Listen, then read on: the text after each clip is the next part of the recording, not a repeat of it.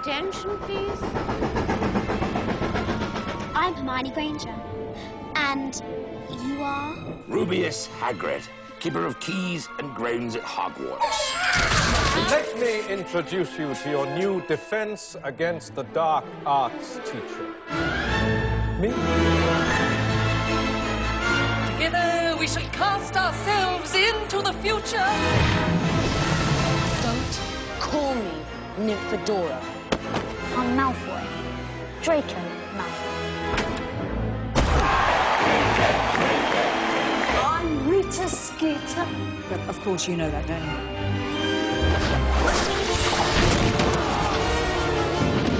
It's not Fred, I am. I will have order. Professor Snape. Professor R.J. Lupin. I prefer Sir Nicholas, if you don't mind. Merlin's beard.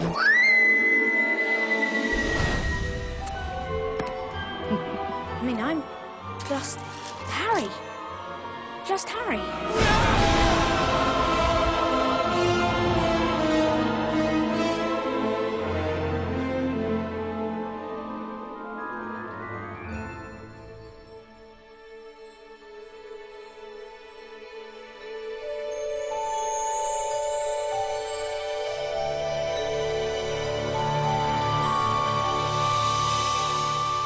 The reason why I became involved with Potter was the characters.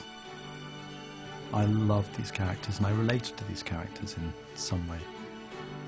Each one in a different way. The characters, they are well drawn, they are multi-dimensional and unpredictable and funny. Even more than that, I think, is the fact that the relationships between them are so clear and so beautifully written. And not just the primary characters of Harry, Ron and Hermione, but the secondary and tertiary characters, the teachers and the students. They've seen each other go through highs and lows. They've been on the journey together.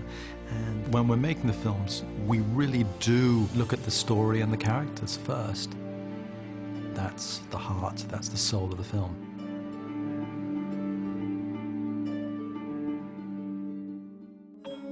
Harry had a thin face, knobbly knees, black hair and bright green eyes. He wore round glasses held together with a lot of sellotape because of all the times Dudley had punched him on the nose. The only thing Harry liked about his own appearance was a very thin scar on his forehead, which was shaped like a bolt of lightning. He had had it as long as he could remember, and the first question he could ever remember asking his Aunt Petunia was how he had got it. In the car crash when your parents died. I've always said that Harry's not a hero. He's a hero, but he's not a hero in the Superman sense of the word hero. He's a very vulnerable, fragile kind of hero who is incredibly afraid.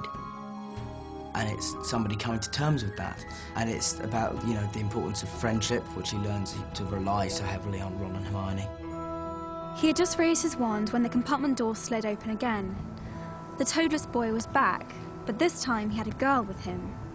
She was already wearing her new Hogwarts robes. Has anyone seen a toad? Neville's lost one, she said. She had a bossy sort of voice, lots of bushy hair and rather large front teeth. She was so much like myself.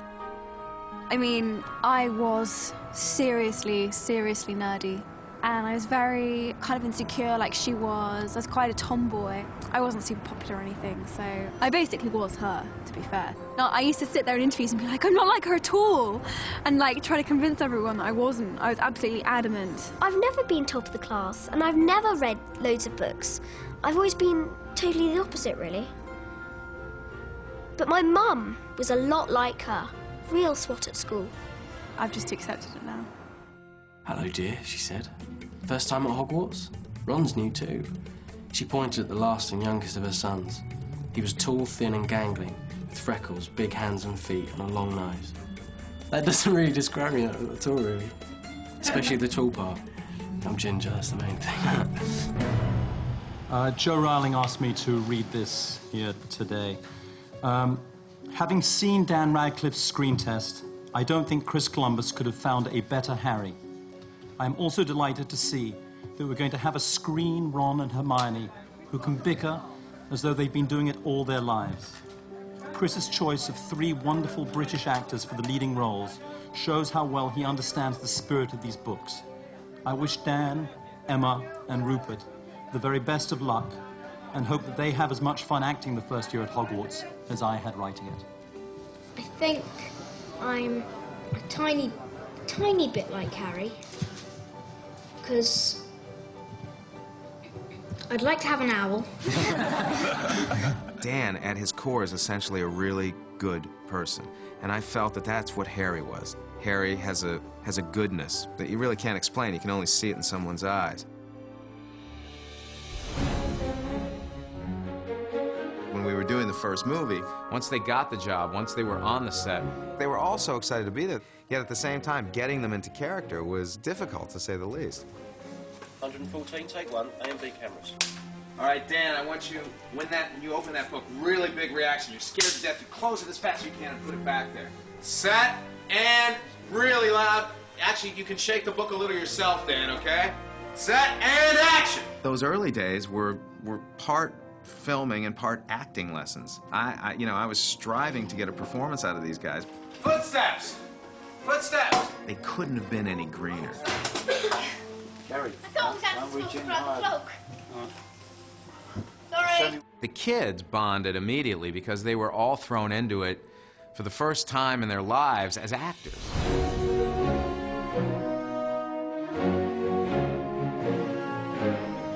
The lack of experience certainly bonded them in a way where they were committed to doing their best, even at that young age. You go down to the bars.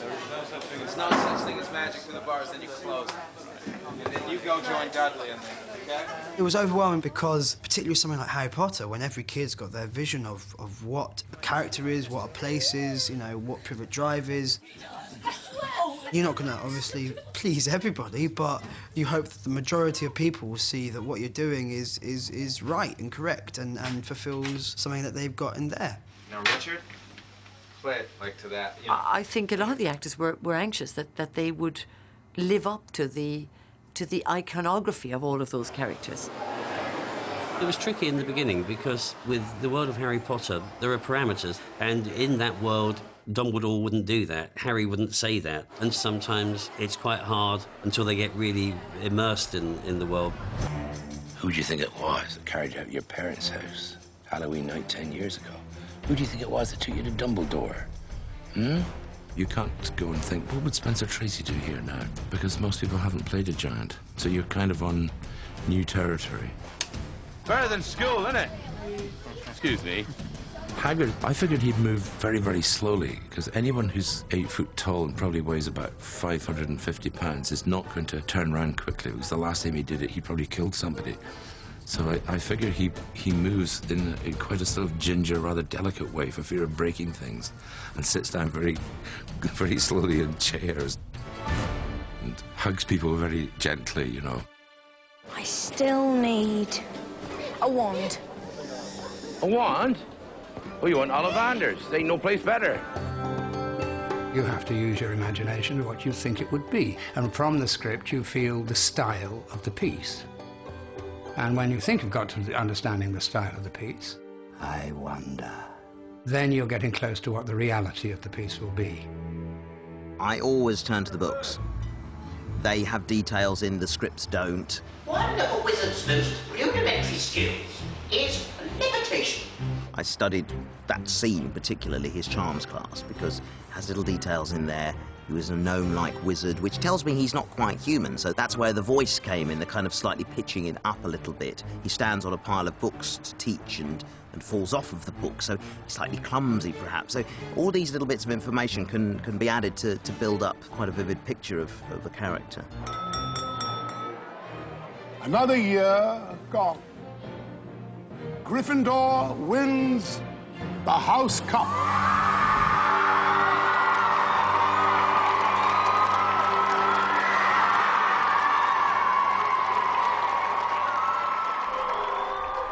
Harry Potter is all about beating the clock. You didn't want to wait another year to start Chamber of Secrets because the kids age so quickly that they'd be too old for their roles in that particular book. So the films essentially needed to be shot back to back to back to back. Set and action. Do you think it's true? Do you think there really is a Chamber of Secrets? I was really excited to come back for a second because I felt like, okay, I kind of know what to expect now. But if there really is a Chamber of Secrets, and it's really been opened, that means... The heir of Slytherin has been returned to Hogwarts. The problem is... No, sorry. Can I do that again? Yeah, okay. Sorry, can I again? I felt marginally more in control. Really sorry. All right, save the red. Camera reloading. Hardly any of you remembered that my favorite color is lilac. You can't just put an actor who's only done a little bit of work in with these incredible stage actors and these incredible film actors. You need another legendary actor. Gilderoy Lockhart came slowly into view, seated at a table, surrounded by large pictures of his own face, all winking and flashing dazzlingly white teeth at the crowd. You may find yourselves facing your worst fears in this room. Know only that no harm can befall you whilst I am here. I must ask you not to scream. It might provoke them! I was absolutely thrilled when it all came to pass. He's just a wonderfully puffed up character. He's deeply, deeply, deeply in love, but with himself. He pretends to be humble. He's wonderfully cowardly. He pretends to be brave and strong. He would sell his best friend down the river. Pretends to be a gracious person, but in reality, fantastically unreliable. Complete and utter phony. And those are all qualities that it was good fun to play. I didn't get rid of the band and banshee by smiling at them. First day I got there, I saw a crew list. I might expect to see 150 names on a normal crew list on a big film. 1,500 names, I counted them. That makes you sweat a bit. I'd love to know whether J.K. Rowling modelled him after anybody in particular. Some people might say, oh, it's like any number of actors or public figures. In crude terms, he's comic relief.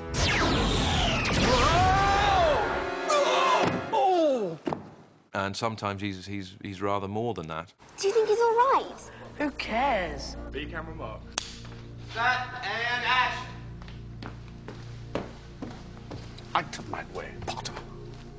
Draco's dad, his name's Lucius Malfoy. He comes into the story and makes everything the Malfoy name a bit more scarier. Mr. Malfoy crossed the shop, looking lazily at the items on display, and rang a bell on the counter before turning to his son and saying, "Touch nothing, Draco."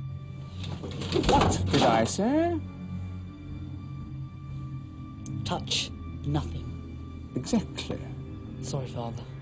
The camera loves him, and unfortunately, the camera loves him in a really evil way. Jason has a wonderful sort of ability to be theatrical, but with a darkness. And you wanted someone who could play the character who had this sort of elevated sense of self, who was quite superior and disdainful. My sole concern has always been, and will always be, the welfare of this venerable institution and its students. Cool. I'd watched the first film and I'd seen what a horrible little git Draco is. Like everybody else, I despised him and wanted to boo him off the screen. And I was trying to take some inspiration from who he was, and so I thought that partly my job was to help you understand why he turned out like that. So as much as I could get on screen, I was just a bully, terrible father. You see, Weasley, unlike some, my father can afford the best. The Malfoy families and the Weasley families are polar opposites. The Malfoys are about order, structure, and rules, whereas the Weasleys are more hippie. They're much more of a unified family. We have a very different idea about what disgraces the name of wizard, Malfoy. Clearly. Arthur Weasley is actually, you know, the real deal. He's a proper dad. Apparently, I didn't know this, but J.K. Rowling said that he's the only real father, the only functional father, which actually he is. The others are kind of surrogate fathers. Your sons flew that enchanted car of yours to Surrey and back last night. Did you really? How'd it go? I mean, that was very wrong of you boys. Very wrong indeed. The Weasleys, the sort of family anybody would want. But sort of homespun and from years gone by, you know, from the 50s is what they look like to me. And it's something that people hark back to, isn't it? It's Harry's idea of a good home to be in. And so I think that's what Harry really loves about them. It's not much, but it's home. I think it's brilliant. If after I've done the old expendo ding dong, Yeah. if I let down and then picked it up in some That's it, yeah. sort of way. Although the young members of the cast were inexperienced, they were the centre of the film. You know, we're supporting them. Dan, you're looking at it in horror. Well, of course, that can sometimes happen.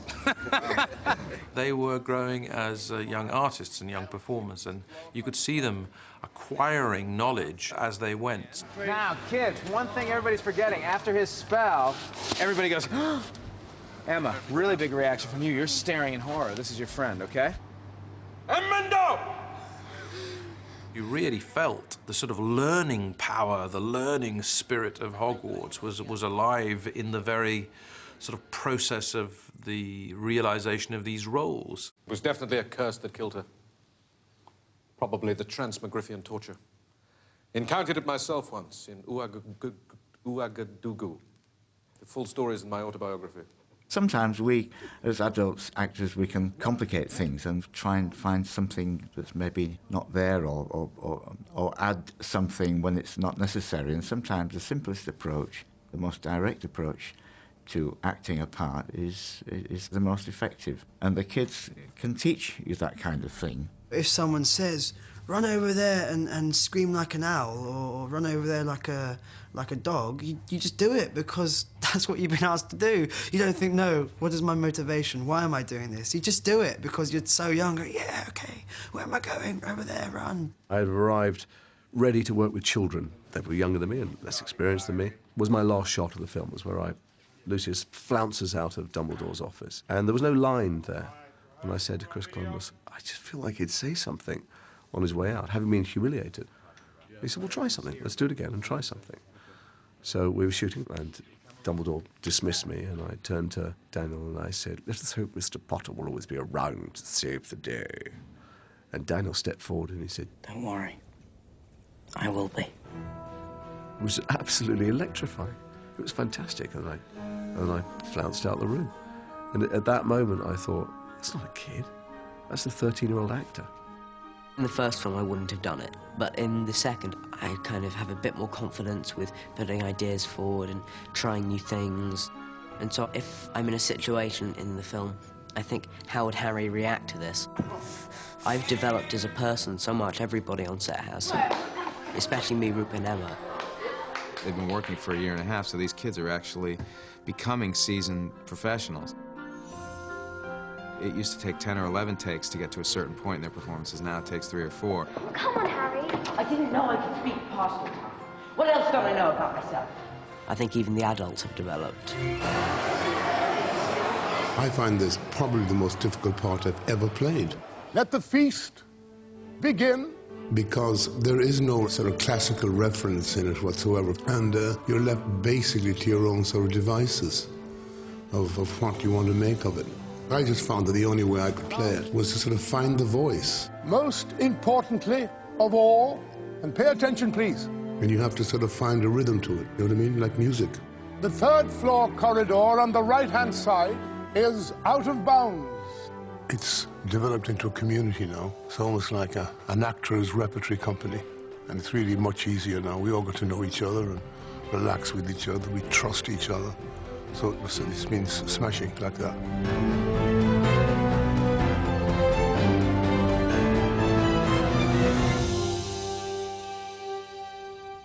It is not our abilities that show what we truly are. It is our choices. We got to the point of editing the second film, and Richard was getting sick. And I remember going to visit Richard at the hospital, and he was very ill.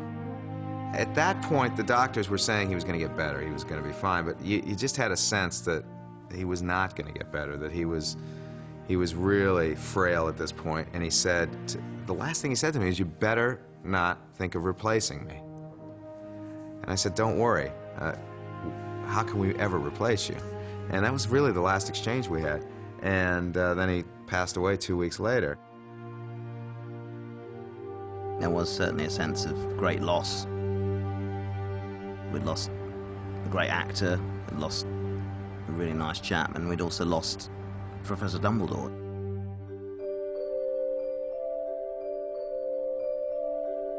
He was always very, very kind to me. He was great, in our scenes and helped me. When he died, I was very, very sad, and also I think it was more or less the first encounter with death. Dan was much closer to Richard than I was, but I still spent 2 years with him. I was really shocked. Richard always seemed so alive. I know it sounds like a weird thing to say, but with so much personality, and he was always laughing and joking, and it didn't make any sense to me.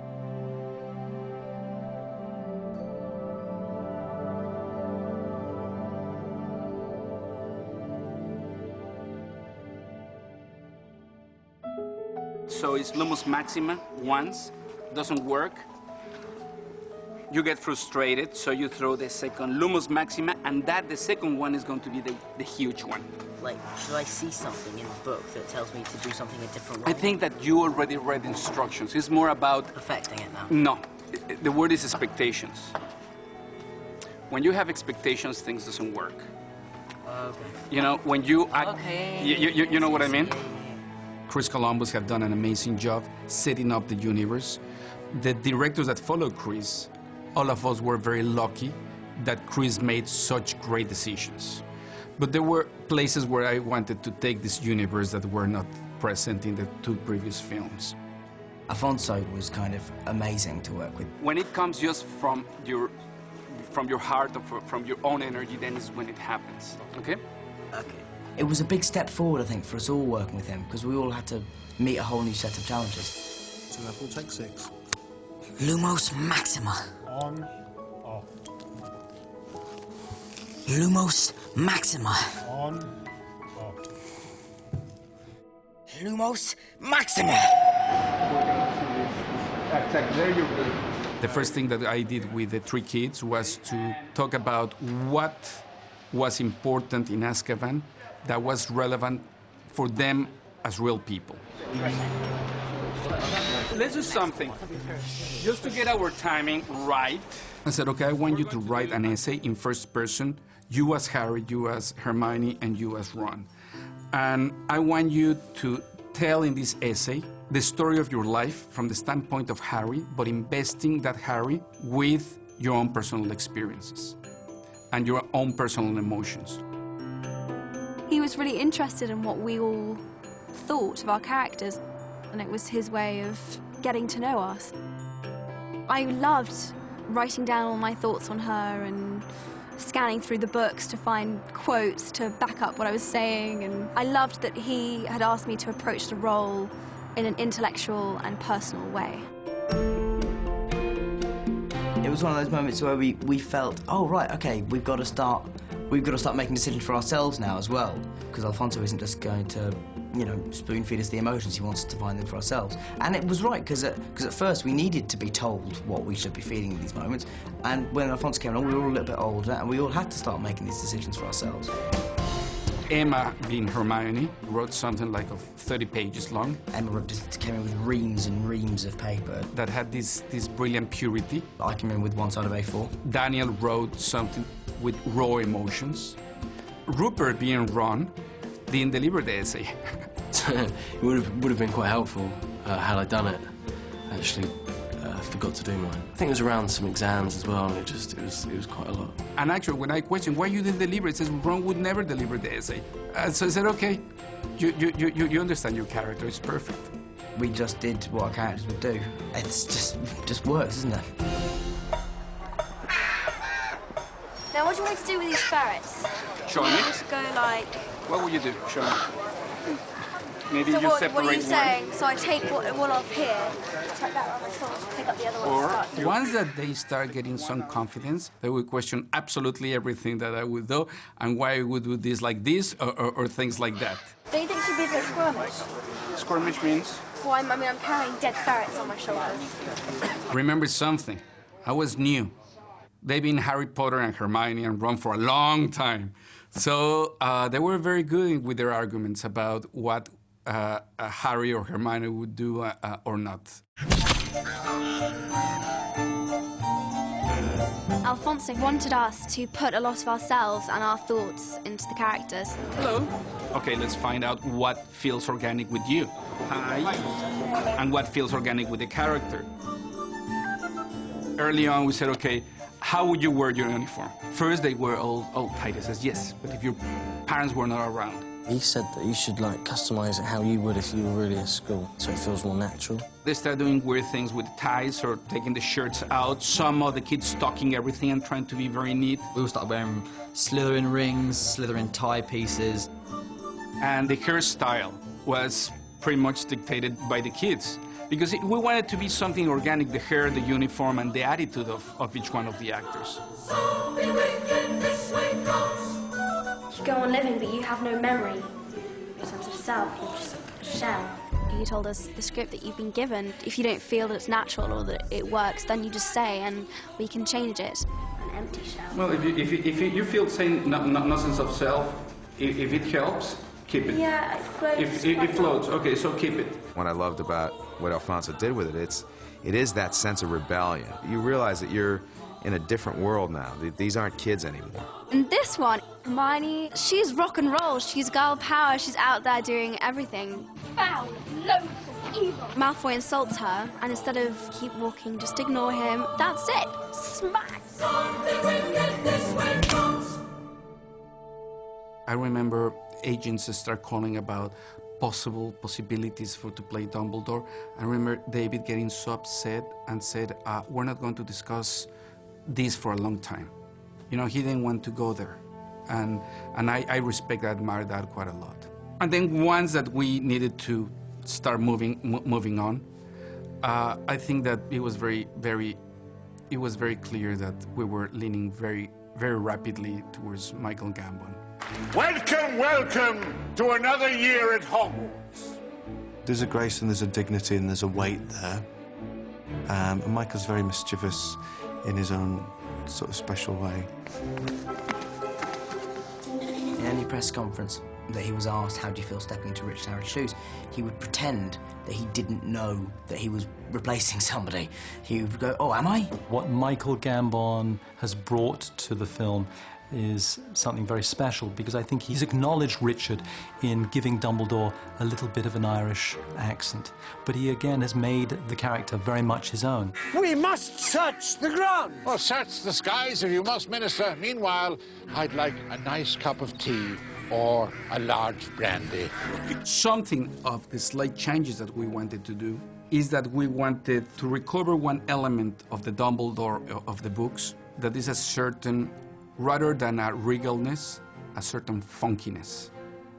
He could seem a little shabby and a little distracted, but actually he's completely in control of everything.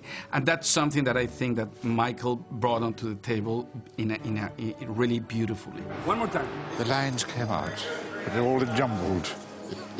Dumbledore is who Dumbledore is by the very nature of what Joe Rowling wrote. Wise, eccentric, with a twinkle in his eye. He doesn't replace Richard. He is doing Michael Gambon's Dumbledore. Dear lady, who did this to you? It's him, Headmaster. The one they all talk about. He's here, somewhere in the castle. Sirius Black! Don't tell me you've never been hearing of Sirius Black. He's a murderer. Throughout the whole first part of the film, the big villain, the big danger is Sirius Black. And there's a twist in which you realize that actually Sirius Black has been a good guy all along. Not only a good guy, is going to become the new father figure for Harry. So we needed an actor who could not only play the two different parts, but play the transition to the different parts. Gary Oldman as Sirius Black. There's a kind of rock and roll quality about Gary. And he's not that old, but he kind of feels like he's been there forever, really. In a good way, in a really kind of rebellious way. The world has read these books, so I'm not going to be everyone's idea of Sirius Black. I'd like to think I haven't, disappointed anyone. Gary said that he's one of his most difficult characters to play because he says, I'm used to masks. And he said, this Sirius Black is so raw. That voice is mine. I'm not playing accents, I'm playing my own accent. I'm not playing mask, pretty much this is the way I look. And emotionally is dealing with something that is so close to him, that is his relationship with his children. So I think that you can see that rawness in his relationship with Harry. The first person I was consciously quite scared of working with was when Gary Oldman came in. By that point, I was more knowledgeable about film and about drama, and I knew a lot of his films. So working with him was very frightening. It's cruel that I got to spend so much time with James and Lily and knew so little. I kind of treat Harry like an adult, really. And also I'm living a friendship through him because he's so like James, who was my mucker, my mate. But know this, the ones that love us never really leave us. So I'm a man very much emotionally rooted in the old days, when we were the young order. I found that when I would see the flashbacks of the parents of Harry, James was a very cool dude. In their youth, James, Sirius Black, Lupin, Peter Pettigrew, they were this mischievous crowd. Alfonso had this idea that we were a little like the Beatles. That kind of Abbey Road look. And that Sirius was a bit of, he's a little bit reckless. So we were thinking that he was kind of a little bit like the John Lennon of the group. Well, well, Sirius, looking rather ragged, aren't we? Finally, the flesh reflects the madness within. Well, you'd know all about the madness within, wouldn't you, Remus?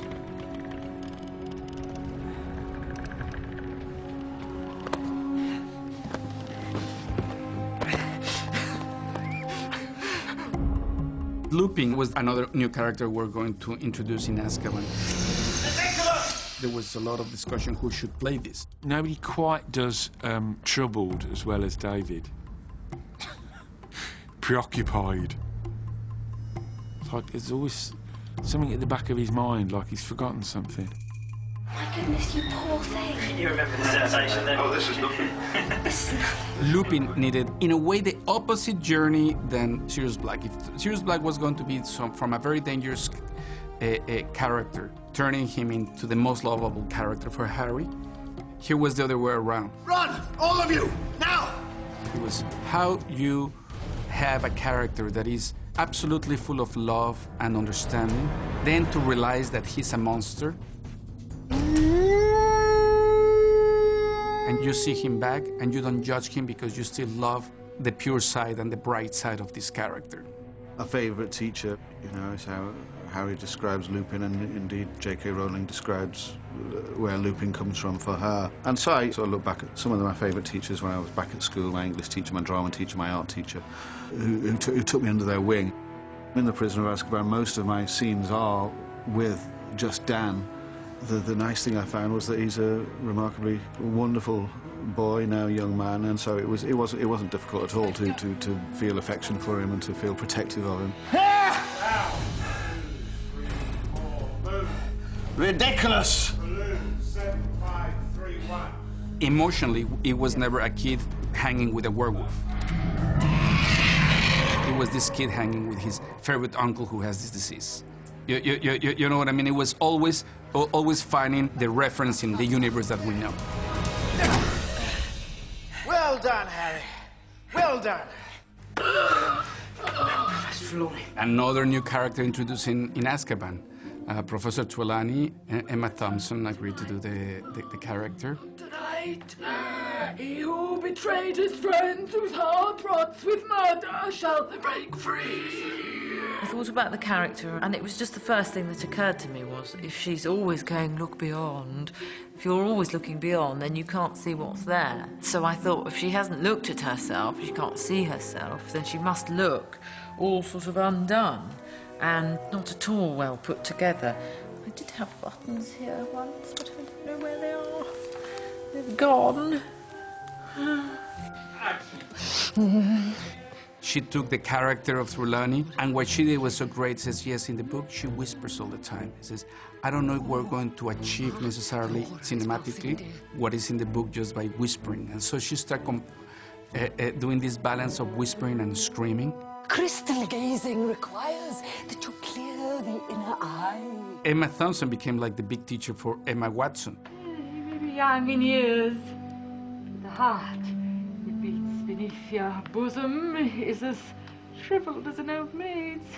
Little Emma, she was at awe that she was going to work with Emma Thompson. She thought she was going to meet this very aloof genius. And what she received was this person who was just trying for everybody to have a good experience while we were working together. I loved Emma Thompson. She treated everyone with exactly the same level of respect. And if I keep acting, which I hope that I will, I hope that I would be how she is as an actress. I do wish I was with you until Christmas. But it's been gorgeous. Thank you so much. It's been such an honour. I've loved it. I have.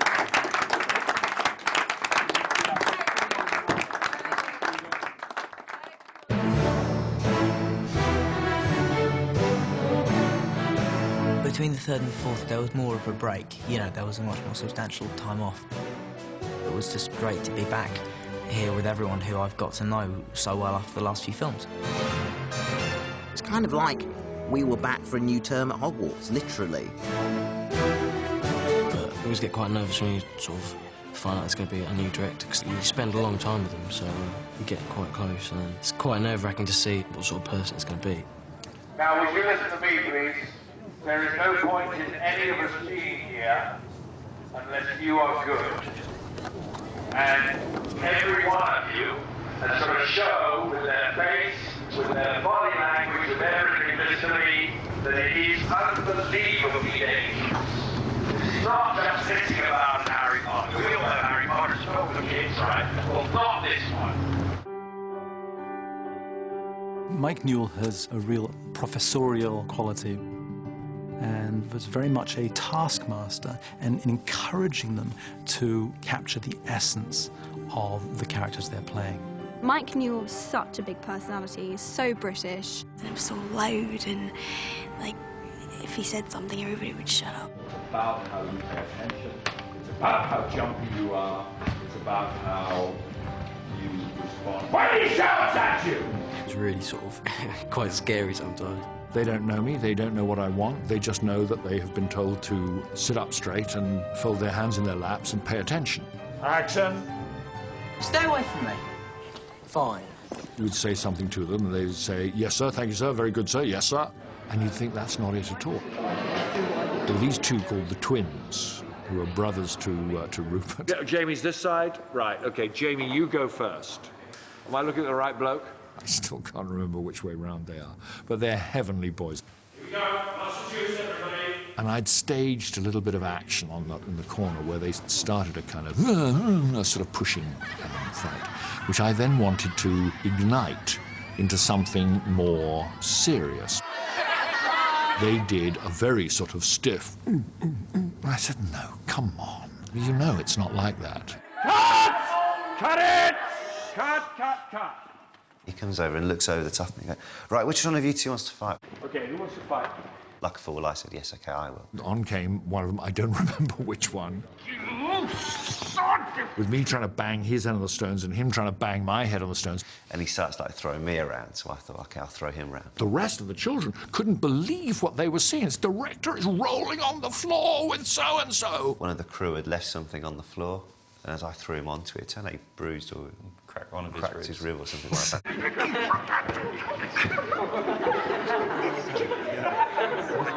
So I had to be helped up off the floor like the old man that I was. And of course they found the whole performance absolutely hysterical. And I, at that point, stepped over a line with them, and they kind of knew I was all right. He let it all go and made it really unintense, unrestricted, which helped us immensely. He really had the characters going totally different to what we'd done before.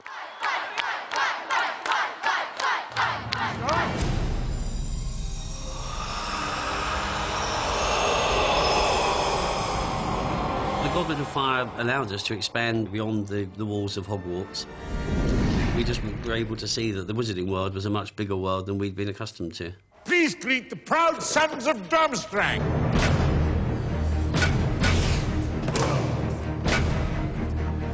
Durmstrang and the Barbatons both have much better opening chance than us, and I'm pissed off about this. Stan, you're a Durmstrang. Would you not agree that your blokes have got and the Barbatons have got a much better entrance? We met the Durmstrangs, the Beauxbatons, who were quite exotic by comparison to our sort of English public school. They come in doing martial arts, and ours is the Hogwarts, Hogwarts, teach us something, please. Hogwarts, Hogwarts, teach us something, please. Hogwarts, Hogwarts, teach us something, please. So we bid you truly welcome, you are a funny lot.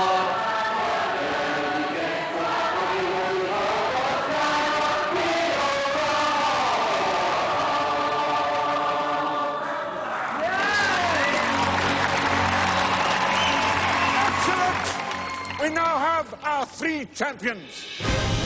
I'm Clémence Poésie. I'm playing Fleur de la Cour Harry Potter. In a way, she is what English think a French girl would be. I mean, she's very chic and very, Miss Perfect all the time. Victor Krum is the Bulgarian seeker. He's described as more of a physical being rather than talkative. Cedric was just already a pretty fully written character. He's a pretty significant part of the book.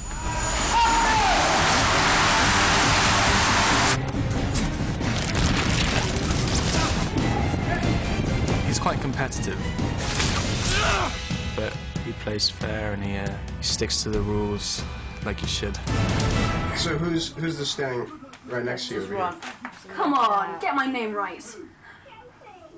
I don't know, I think it's just Ron. Hey, what's my name? You look at the script, I think it's just Ron. Doesn't know my name. What's my name, Rob? What's my name? That's that one. Hi, Kerry. That's that one. This is plain rude. On Christmas Eve night, we and our guests gather in the Great Hall for a night of well-mannered frivolity.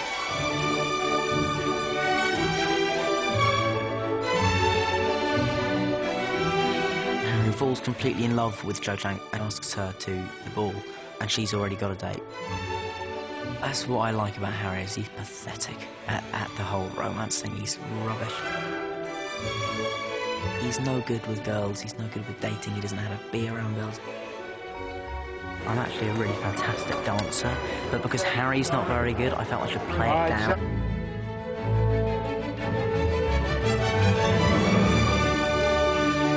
Ron's changed a bit, like, he's a bit more mature now. He's got a bit more comfortable around girls and that, which is quite fun to do. Now, don't swing your arms, okay? What's happening is that you're coming on as a perfectly normally dressed girl and you're not, okay? I was so nervous about the whole thing, because it's meant to be such a big moment. No, it's lovely. I got down about 3 steps and fell down in front of the whole set, which was incredibly embarrassing. People barely recognise her. People are saying, is that really Hermione Granger? Is that her? It's about, again, as usual, her feelings for Ron, which will underneath the surface. The whole point of the tournament is magical international cooperation. To make friends on ice. Ron, he went through quite a hard time in that. I think he's got a bit more than friendship on his mind. There was a lot of jealousy going on and he wasn't in a good place out of the ball. Are you going to ask me to dance or not? No.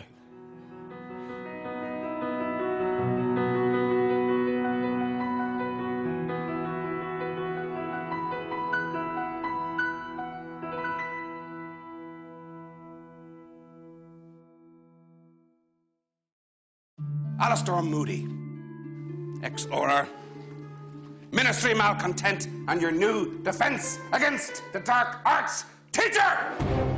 You know, Mad Eye's his own man, and when it comes down to it, he's a gunslinger with a wand. What appealed to me about him was the fact that he reminded me of some of the teachers of the old school. You need to know what you're up against. You need to be prepared. That whole notion of tough love and all that kind of thing. Brendan Gleeson has a real challenge in this to play a man who is not who he seems to be. And Brendan goes into such tiny, specific detail when he's making the character. He developed this wonderful shiver. They say I'm mad! Which, as soon as he'd had a pull on his flask, which everybody thought was booze, there would be this kind of as it gets it up to the nerve ends. What was it like? What was he like? Who? The Dark Lord. Shh. Don't say his name. You know who. Do not speak his name. You know who. Whiter than a skull, with wide, livid, scarlet eyes. Voldemort had been talked about for so long, and the build-up to Voldemort arriving in the books is just immense. And a nose that was flat as a snake's, with slits for nostrils. I remember reading, and then his face turns round, when Voldemort's face turns round, and just thinking, wow, wow, wow. Lord Voldemort had risen again.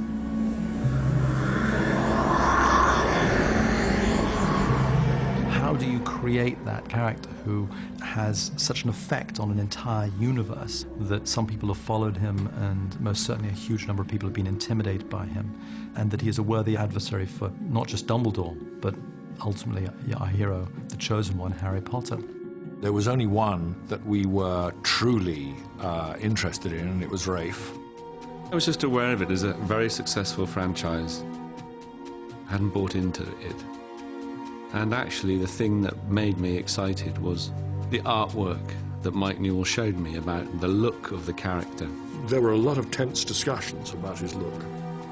To his great credit, David Heyman, the producer, always said, you've got to make his face weirder than just a human face.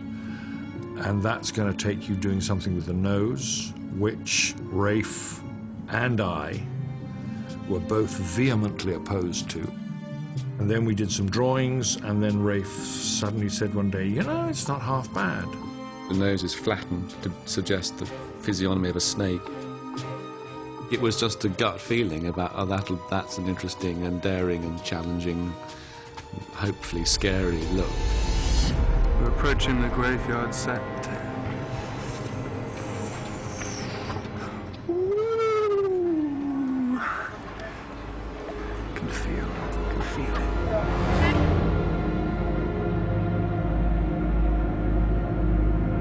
Wasn't going to slip on screen quietly.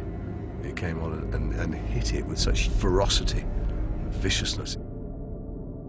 There's something incredibly primal about what he does as Voldemort. When he popped up and he was very fleet of foot, he was like a dancer.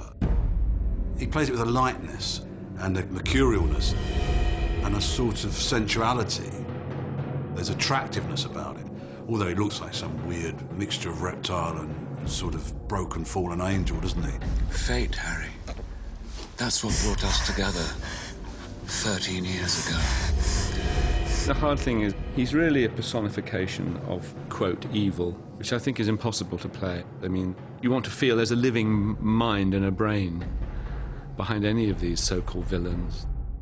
Where I start from is the idea of love is repulsive to Voldemort. You can't help thinking that he's been cheated of it. So therefore it becomes a thing to despise and to destroy. When dear, sweet Lily Potter gave her life for her only son, she provided the ultimate protection. I could not touch him. It would be easy for Voldemort to become this kind of archetypal bad guy, but Rafe imbues him with some very scary corners. He wasn't just a block of ice. You could see that there were an enormous number of things that were going on just under the surface with him. You can't play the whole scene on one note, so you've got to look for the little gradations and nuances. So you try things. How lies have fed your them. Do you know where you're standing? Do you know where you're standing? In trying them, stuff happens, it gets more fluid, it gets more fluent, I suppose, more fully inhabited. No matter, things have changed. I can touch you now. Mike Newell was quite keen that we didn't deny the moments of overt visceral rage and a sort of ecstatic rage and a delight in a way, a sort of sadistic delight in the power he's got. Attaboy, Harry! I think you can sometimes cheat yourself and the character and indeed the audience of those kind of red-blooded moments. At the same time, I'm trying to find a balance. Mike just said, don't go all subtle on me. Let me see a few moments of craziness. I didn't want to talk to Rafe that much, simply because I know that I'm not a good enough actor to actually be talking and then suddenly have to turn around and pretend that he's my worst enemy. 1073, take 2, B camera, A on the end. Maybe in 10, 20 years I might be able to do that, but now I know that I can't. Pick up your one, Potter. So I didn't want to get into big conversations with him just, before we were doing takes and things. Don't you turn your back on me, Harry Potter! I want you to look at me when I kill you! I want to see the light leave your eyes!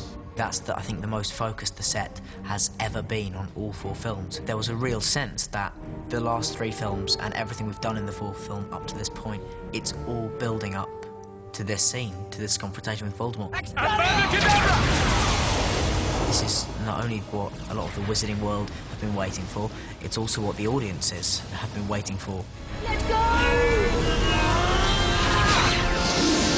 So I think we all felt quite a big sense of responsibility.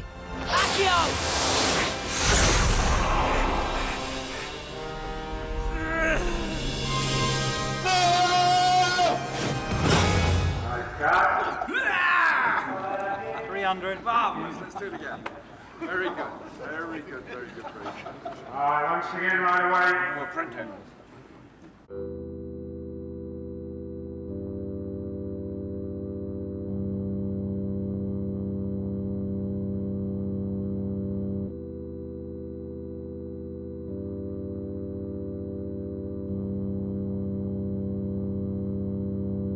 If the 4th film was all about young love and what it's like to discover the opposite sex, one of the emotional drives of this film is how we all have a right, really, to be quite complicated and have a difficult time when we're in our teenage years. The films are growing up, they're maturing.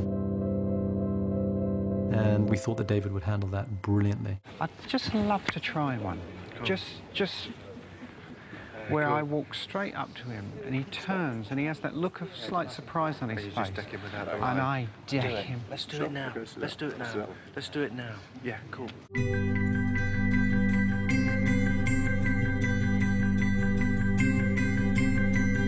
He always wants the atmosphere to be created in the room, which obviously I think is very important. It helps out whoever's in front of camera.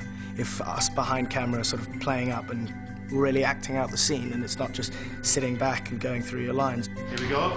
So we've got to up the energy, guys. It doesn't feel like a dance. It doesn't feel like you're enjoying this moment, You've really got to give them a hand to help out. You need to really bounce it up. Okay, here we go, and action! Come on! He's more in the subtext, into what the character is really thinking. Not what he's saying. I just somehow, there's a big story between the two of them. They've been on too many nights. Yeah, I can see them. They've been on too many nights together. Yeah. It's one of the things I love about the job, that you're working with people who are interpreting characters and presenting characters. And one of my favourite bits of directing is exploring these characters with the actors who make them real. If I'm not pushed sort of relatively regularly, there is always a danger that I will get complacent. If you're doing a few scenes where you can sort of drift through it, you sort of start thinking, oh God, will I be able to really hack it when I get back into the big scenes? There's this moment where he's with Snape. It appears there is a connection between the Dark Lord's mind and your own. Whether he is as yet aware of this connection is, for the moment, unclear. And he's going through the whole occlumency lesson. It's a really interesting journey for Dan to take as an actor. You mean if he knows about it, then he'll be able to read my mind? Read it. Control it. unhinge it. It's actually quite a complex bit of acting, and we were on like take 7, and I said, well, just keep going, Dan, we'll just go straight for another take, we won't break it. And action. Here there is a connection between the Dark Lord's mind and your own. And reset once more. Reset, please. Then we can move. And I'll go for take 8, take 9, and we'll get to take 12. And action. And I can see the determination in his eyes that this time he's going to really make it sing. This time he's really going to crack that moment. It was very intense. We were in there for about 3 days. Concentrate, Potter. Focus. I've never been as pushed as regularly as I am on this film. David Yates is fantastic at helping me to find new levels of character. It's one of the reasons I felt so good about coming back again was because, yeah, I'm back for a 5th time, but David, he's really going to teach me something. Okay, let's shoot, guys. Number 1, please. I really love doing research for a character. And, like, I have to know everything. I have to understand every single... I'm practically a Harry Potter lexicon. Like, you could ask me anything, and I will basically know the answer. I think Ivana beats me, but just narrowly. Hello, Harry Potter. I've been a fan for ages, so I always wanted to be in the films. And then when Luna came into book 5, I really want to be her, you know? So, what's your name? Ivana. We did this casting call. 15,000 people show up. I think we'd been anticipating a couple of thousand, and it went bananas. The queue went around block after block after block. It was frightening to see how many kids came from all over the UK to audition for Luna. I wasn't nervous because, like, I know Luna so well, and I was thinking, someone has to get her, you know, and I could do it. It was a complete long shot that she was going to get the part, but she came in and immediately you knew that she was special. Unfortunately, all my shoes have mysteriously disappeared. Personally, I suspect Margot's are behind it. I thought, I'm going to do my impression of Luna, but my vision, what I think of her. I saw the tape, and basically the gist of it was, listen, if you don't cast me, that's okay, but, you know, you'll have made a big mistake, because I am Luna. And I just want to be true to Luna, you know? But, and if you don't like me, well, that's not my fault. It's just because you have a different image of me, you know? So, okay. And they were saying, oh, you come back for a screen test, and you do a screen test with Daniel Radcliffe. And I was, what, you know? I thought I'd be doing loads of auditions. Mistletoe. What's fascinating about Ivana is she's such a fan of Harry Potter.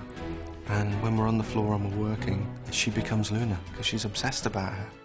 I think I'm more determined than her, because I don't think she'd stand in a queue for a few hours. That's a Gryffindor trait, I think, really being determined about things.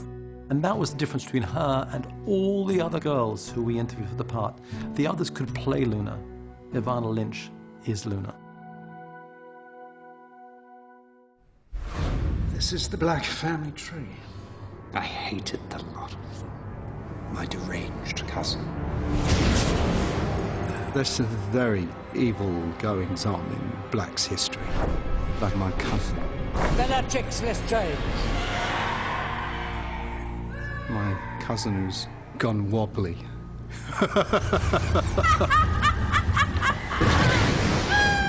She's got, obviously, a personality disorder.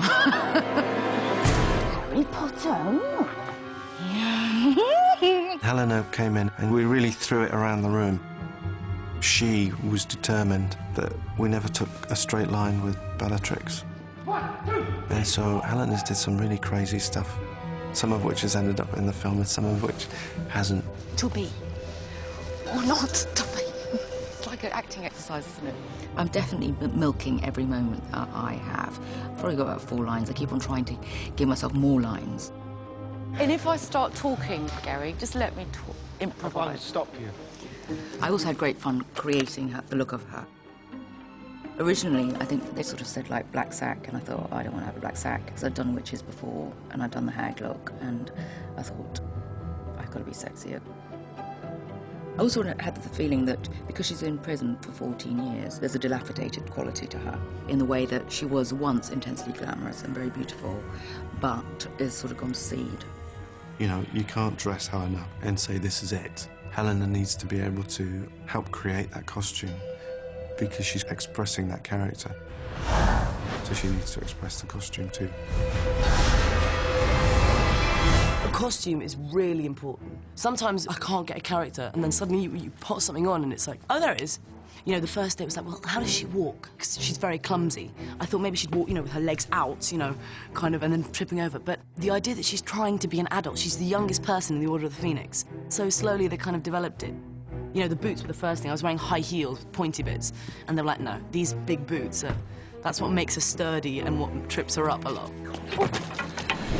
We also wish to welcome our new Defense Against the Dark Arts teacher, Professor Dolores Umbridge. In the book, of course, she's described as very ugly and toad-like, and I love people saying, oh, you'll be great for that part. Thanks very much. Because she's quite hard. I thought that was quite important to have a caring sort of look. So we've had a lot of fun with it, and the shape. Just a little round, woolly person. It's just not very nice.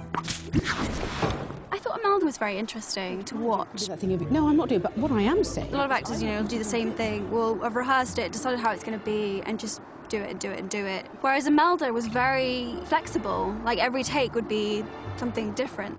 Things at Hogwarts are far worse than I feared. Things at Hogwarts are far worse than I feared. Things are far worse at Hogwarts than I'd imagined. She just sort of works away at it and is very meticulous about it. Something you'd like to say, dear? Oh, there are several things I would like to say. Each term, as it were, there are fresh teachers that come in and give everybody a lift. Blah, blah, blah, blah. Disloyalty. Oh. It's a magic place to be. I don't think I can get it. Oh, disloyalty. Yes. Minerva McGonagall and Dolores Umbridge are two very distinct characters who are very different. But both characters are not what they seem on the surface, and I think that's a very big element of Jo's books.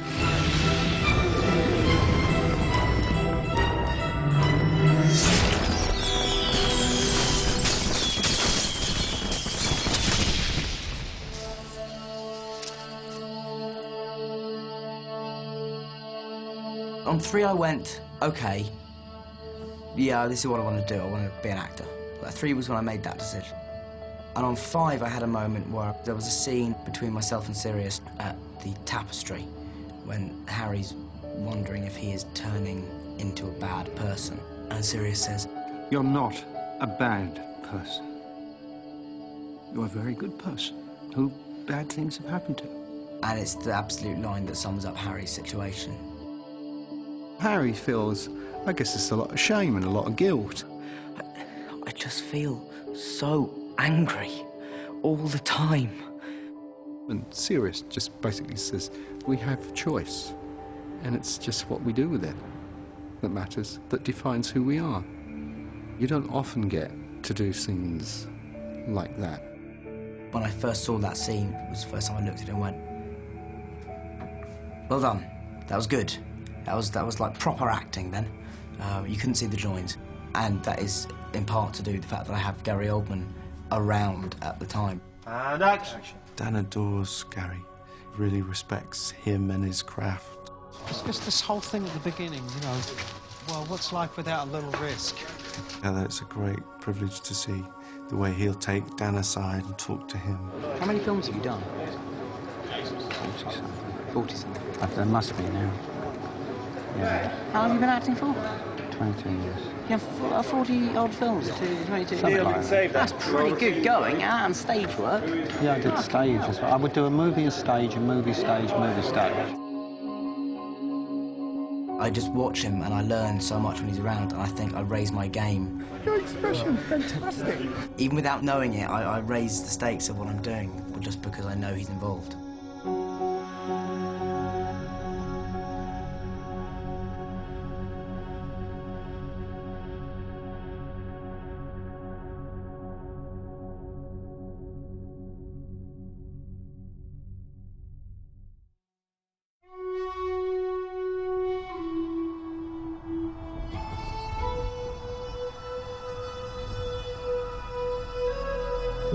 book purist, so I've read each one of them 3 or 4 times each.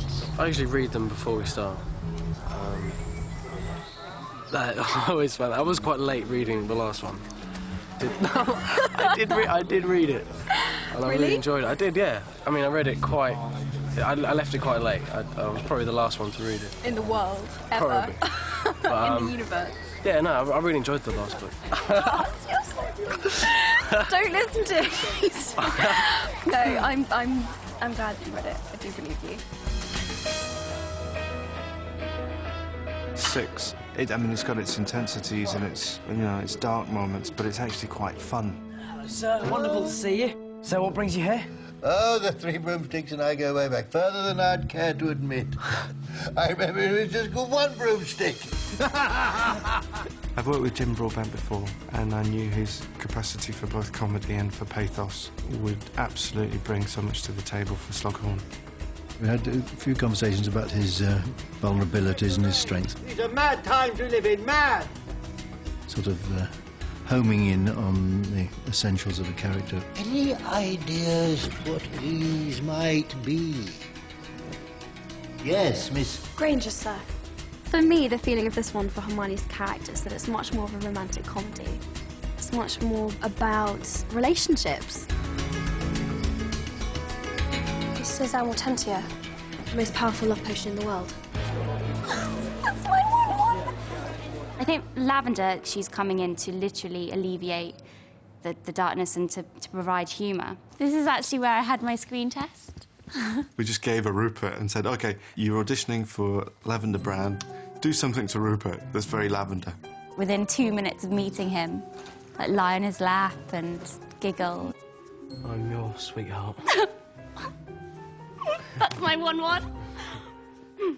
I had to sit here and there was a big plate of biscuits and Rupert was sitting here and I had to lean across him and get a couple of biscuits. Do you want? No, I'm fine. And poor old Rupert sat there while Jessie kind of poured and sort of bounced all over him, doing very sort of lavender brownish things. We didn't sort of kiss or anything, which I was sort of half expecting. So embarrassing. Can't believe. Ron uses her, really, to instill jealousy in Hermione. And in the end, the extreme of Lavender's character actually causes, you know, Ron to see the greatness in Hermione and what they should be together. These girls are gonna kill me, Harry. People, I think, underestimate Rupert as an actor because he is so funny and he makes it all look so easy. Hello, darling. How's your drink? I've sat in screenings with audiences who watch what Rupert can do, and he obviously connects with them really brilliantly. That's the comfort zone the audience have with him. It's Rupert. He'll be funny and appealing, but he can do really serious, straight stuff. And we're seeing stuff Rupert do in the Hallows Part 1 and Hallows Part 2, which is really grown up and dark. You watching, oh God, it's really powerful. As an actor, your job is to be somebody else. And I love that. I love the challenge of playing somebody else. But when you're playing the same character for so many years, it can get quite tedious. But I was quite lucky with Neville in terms of he evolves so much over the years that every time I come back, it's like playing somebody else. Expelliarmus! Look at him. He can do spells now. He's not as shy as he used to be. He's not as vulnerable. He stands up for himself, stands up for his friends. And every year just bringing a little bit more into it, a little bit more, and adding layers. And that is even more challenging than playing somebody else completely. Everyone, please, quiet, please. Shut it! Thanks. In order to focus where your character moves for each film from the book, you've kind of got to bring the character on, you know, in each step, because otherwise you'd just be playing the same sort of tone throughout. I think in the first few ones she's really shy and she gets really embarrassed around Harry and you know, other people. She's kind of quite contained. But as the books go on, I think she understands he isn't just the chosen one and he isn't this special character, he's just who he is, and I think that's kind of why they end up together. And Jack, good. Bonnie, that was excellent. Check the game. That was terrific. It's all about truth and honesty and finding the reality and humanity in each character, whether they be on the light side or on the dark side. Roll, please! Lizzie, you can't do this. He can't be trusted. The Dark Lord trusts him. The Dark Lord will take him. Avada Kedavra. There is this deep, dark secret that Snape is carrying, and I always wanted that to be obvious. From the very first time Snape looks at Harry, and you've seen the first film, when Snape is looking at Harry, there's something much, much deeper going on. Harry, what is it? Where shall I? Nothing. Nothing, I'm fine. I don't think anybody but Joanne Rowling is sure about him. You know, he seems to be one thing, and then constantly pulls the rug out from under your feet. Second center!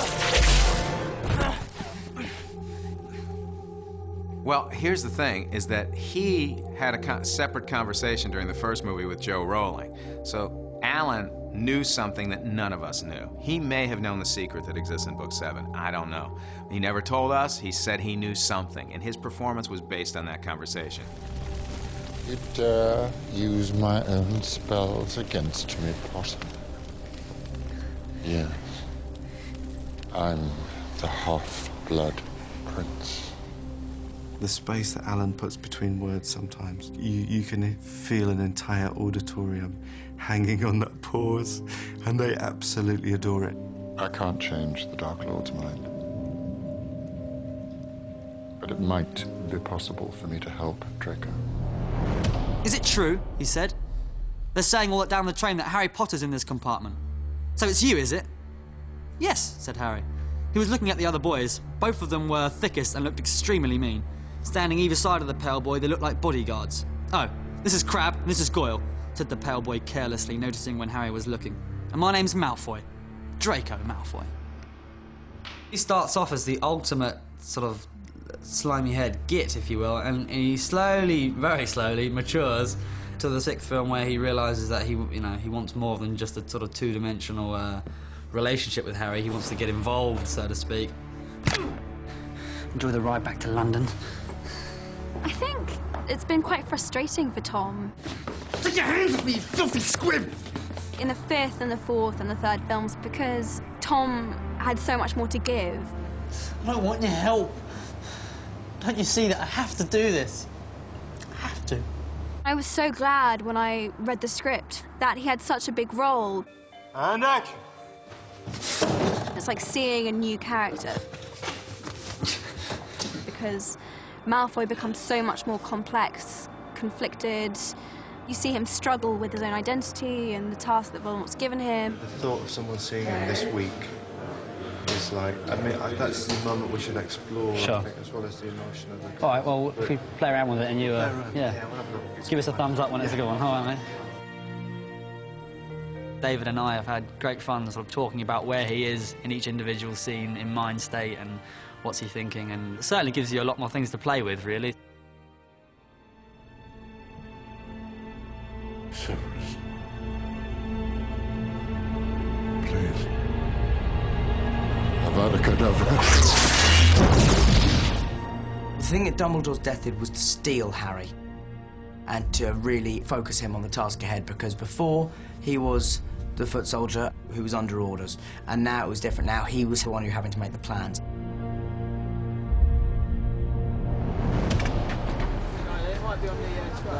So if you were to turn into Bonnie's shoulder there, just show us what that might look like. Yeah, that's it. And Bonnie, if you were to just put your arm around Dan, and you just hold him, because he needs to be held now. That's it. That's a great shape, if it feels comfortable. I think it feels right. Yeah. Next, guys, come on, quick as you can, come on, with me. Everyone had read the books, and it was such a big moment for all the fans. Alright, so let's stand by for rehearsal, everyone. Within Hogwarts, it's obviously quite a thing to see. You know, you're someone you look up to just completely lying there. And I think it was difficult for all of us. In the series of stories, this is a very big deal. all right? So we have to create an atmosphere here that you can cut with a knife, that we can all feel. And it's not happening, all right? It's very emotional, it's very moving. And if we can feel it collectively, then we might get something special this evening. All right, so you have to all start tuning in and making it quite real. Otherwise, we're wasting our time, okay? All right, so let's go for it, guys. So let's everyone in position. After a few takes, slowly everyone did kind of feel that same feeling. I think that was really amazing. Kind of in the middle of the take, you could not really hear anyone breathing or anyone kind of making a noise, and everyone was concentrating on one thing. Dan said to me once, you know, if we have a challenge with a scene, he says, you know, one of the reasons I find it difficult reaching for this is because, you know, my experience of the world is quite limited. But as he gets older and he starts to move into his own adulthood, he suddenly discovers, you know, how challenging the world can be, you know, as a young man. And that's kind of paralleled with how Harry starts to grow and mature in terms of dealing with Voldemort and the dark forces. You know, and Dan carries a lot as an actor as well, I think. I mean, it's extraordinary. I don't know how he or Emma or Rupert sometimes deal with it so brilliantly. I didn't feel a huge amount of pressure. It's only recently I've started to feel pressure. It's not pressure to please other people, it's pressure to please myself now. It's pressure to make sure I know I'm doing as much as I can. It can get tough because you can start becoming self-conscious and full of doubt and things about whether what you're doing is actually any good, especially when you've been doing it with one character for a long time. But, you know, you have to sort of power through that and just keep giving as much and just trust the director to be able to guide you in the right direction. At the beginning, I was so sure of who she was. Gryffindor! At the beginning, she was just this bossy little girl and she wasn't very real. And now I feel like I'm playing somebody very real and very complex, and I think it's got harder. I think it's got a lot harder.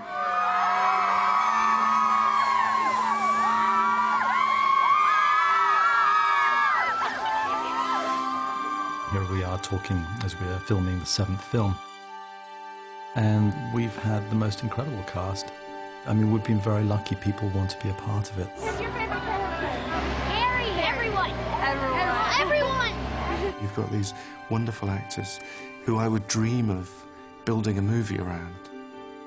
And in Potter, I get them for 5 minutes and they come in and they do their bit and it's great, and then we move on. So it's a real privilege. Hard to believe. It'll be us leaving one day. It's impossible to say really why these films are so popular, but something about those three, Harry and Hermione and Ron, exploring the themes of friendship and betrayal and trust and fear and courage and love, has engrossed the whole world. And the relationship between the three of them in the films simply has translated into life. There they are. They have the same relationship between Rupert, Dan and Emma as between the characters. Obviously we've been through a lot together. We've been through this whole experience together, and we've got quite a strong bond in that sense. To see them on film and to see how far they've come, they've really developed into some fine, wonderful actors. A lot of the audience have grown up with them, and that's unique.